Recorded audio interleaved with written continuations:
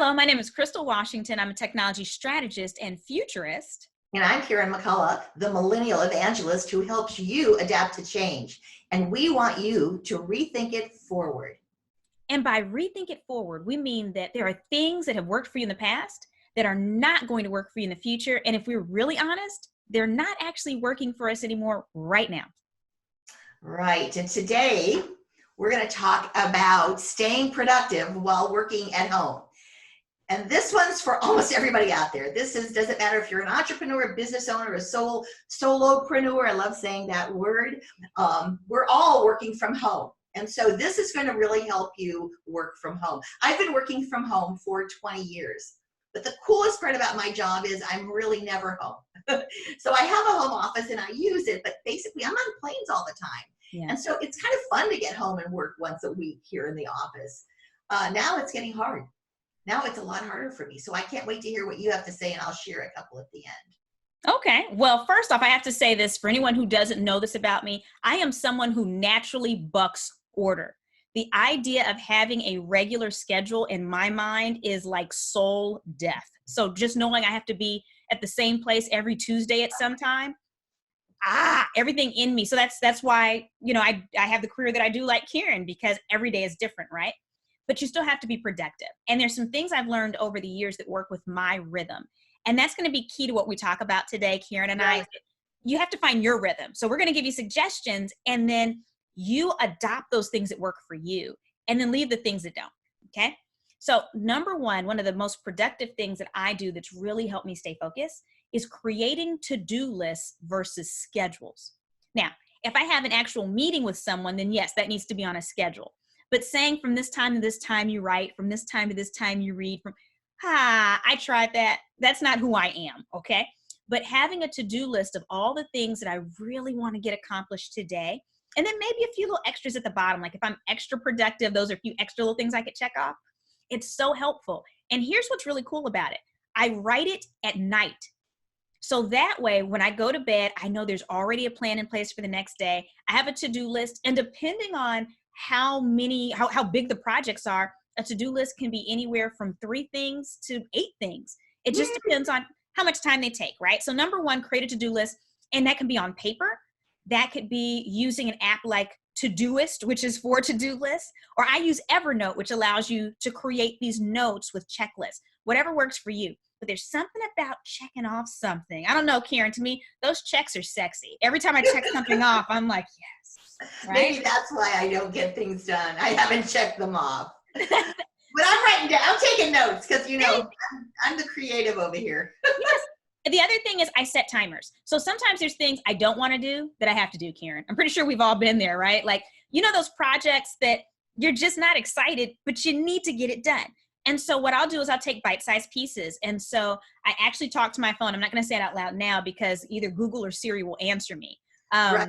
But I call it, and the assistant, and then I say, hey, set a timer for 20 minutes. And then I start working on that thing I don't want to do for 20 minutes. And once the 20 minutes is up, I'm good. Okay. So sometimes just setting timers for the things that you really don't want to do, that's good. Or the things that you might spend too much time on. So if you're supposed to check social media for your business, but you find that, 3 hours later you fell into a black hole, that's not productive either. So you want to set a timer before you get on there. Concentrate on as few projects at a time as well. So it's better for you to complete something 100% today than to complete 4 things 25%. Because it's almost like that whole paying down debt thing they talk about, Karen, where they try to get you to prioritize and pay down one thing at a time versus everything. You'll feel like you're getting more done, right? So try to knock off things. And a lot of times I try to knock off the little things first because you can check it off. A couple more things. Sometimes you're going to need to be productive, Karen. Have you ever had those days where you need to be productive and your brain just says no? Every day. Oh, no. Okay. Well, we can't do this every day. We're going to hear it. No, you're going to hear mine. Okay. Well, we can't do it every day, but occasionally my brain just says, no, ma'am. And on those, and it doesn't happen often, but on the days where my brain says, nope, if I can, right, and if I don't have any obligations to clients, I will give myself permission to just not be productive. Maybe I need to go to the beach. Maybe I need to read a book. Maybe I need to go garden. whatever you need to do that kind of resets you. And the next day, my brain is acting right. A couple more things, and then we're almost done. Don't continually check for emails and texts. Oh, no. No, not all day long, because it'll distract you. I know, right? And then the last one is one of my favorites. I better listen up. You ready? Yes. And this is this is going to be hard for some of our friends that are watching us right now, Karen. Get really good at saying no. So I'm very good at saying no to family, friends, even clients sometimes, right? You want to be reasonable, but I'm really good at knowing, do I have time to commit to this? Can I give it 100%? If I cannot, I throw out no's like ninja stars, okay? And I don't feel bad about it because I'm so helpful at all other times. If someone gets a no, it's because it really isn't within the realm of possibility for me to take care of the things I need to get done and do that as well. So if you're really good at saying no, you'll be productive because it gives you more time for the things you say yes to. What do you have, Karen? Oh, I'm the other side of the coin, okay? So for me, I'm a creative. And that's what I say all the time, to get rid of all those schedules and all of those timers and all of that. So my goal, now that I'm here trapped for probably the next few months, hopefully not, I have to get 3 things done a day. 3 things. That's all my goal is to get 3 projects done a day. And I know my biorhythms. I'm pretty much a morning person. I can get so much done. So I've been waking, I don't even want to tell you, I've been waking up at 5 every day. And I wake up at 5 and I am on fire. So I sit down and write my to-do list in the morning because I don't want to think about it at night when I go to bed. That might interrupt my sleep. Okay. So I write the 3 things I'm going to do, and mine are big chunks. So I chunk everything. Mm-hmm. So if I'm going to video on a day, that could take the whole day. So I'm going to spend the morning writing the video content. I'm going to spend time getting myself ready. That would be one of the things in my chunk. And then I'm going to spend time doing the video. And that's all I'm going to do that day. Because for me, I put a lot of energy, as we talked about before, into each project, into each thing. So I need to keep it in categories and chunks. So when I'm blogging, when I'm writing one right now, which has gone over my limit. So sometimes I can do something for a few hours or 3 hours even. So what I have to do is I have to think about that renewal of my energy. I stop every about 60 minutes and I go do something totally unrelated to writing. Sometimes I even make a call. Now that I've got my pods, I can call someone and I can walk through the house and I can take my mind off of work. Because I find that if I can take a break and not be thinking about work, not be making a work call during the break, I come back refreshed.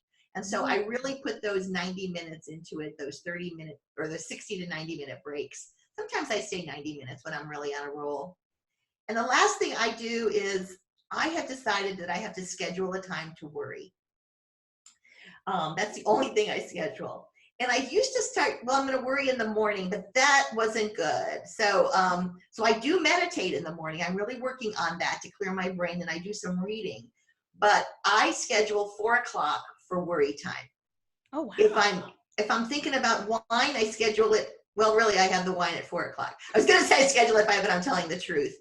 But here's what I do. I try to say when I'm thinking of something to worry about today, I'm going to wait till 4 to do that. And it's interesting because sometimes when 4 o'clock comes around, I don't really want to worry. I want to do something that's fun. But I really am aware right now with everything going on. I know I seem pretty happy-go-lucky. I worry. I have anxiety just like everybody out there. I watch the numbers and I worry about when am I going to get back to work? I worry about my health. I worry about will I be relevant? Will people still want me? And so there's this unconscious kind of anxiety that goes on with me, and I'm going to identify it. So I've started journaling. I've started actually writing my thoughts when I worry, and I think that that'll be something that maybe I can go back to, and it might really help me when I'm not worrying. Anyway, those are the things that I do. Like I said, I am a creative. If you saw my office, you'd go, yep, you need to schedule some time to clean it up. But think in chunks, schedule time to take breaks, and schedule your worry time. Well, between all the information we just shared, Karen, everyone should be able to find some things that work with their own rhythms. So hopefully that was helpful. And anyone that's watching us right now, make sure that you subscribe to our YouTube channel or to the podcast, wherever you listen to your podcast. And make sure you tune in tomorrow when we have another great episode for you. I have one more thing to add. I'm reading some of the comments. Yes. Your comments will spur us on. I got really excited when 2 people said they loved the content, more content. Mm-hmm. So write what you want from us, because we create this over the weekend and then we present it to you during the week. But we're loving doing this. And as you can tell, we're the yin and the yang. Right? Yes. Bye, everybody. We look forward to your comments. Bye, guys.